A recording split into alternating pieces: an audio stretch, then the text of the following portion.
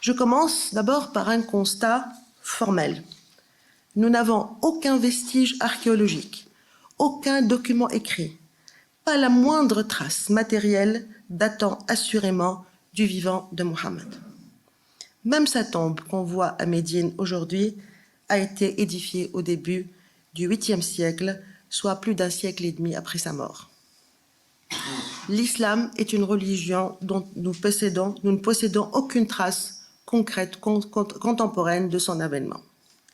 Pourtant, la tradition musulmane nous dit par exemple que la révélation des versets du Coran a été consignée par les propres secrétaires ou scribes de Mohammed sur des supports de fortune.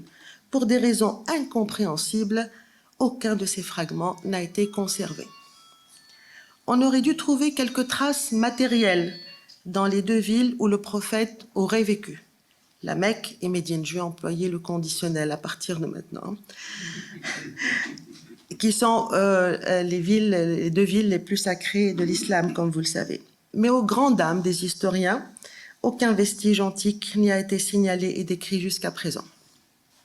Ces vestiges ont peut-être existé, ou peut-être qu'ils existent encore, mais impossible de le savoir car les autorités religieuses saoudiennes interdisent formellement toute recherche archéologique dans ces deux cités.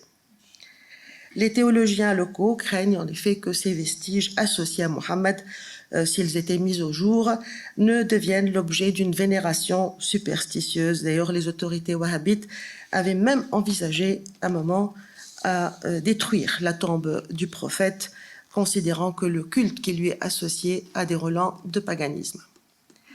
Résultat des courses, pour connaître l'islam des origines et la vie de ce fondateur, nous avons un désert et le néant.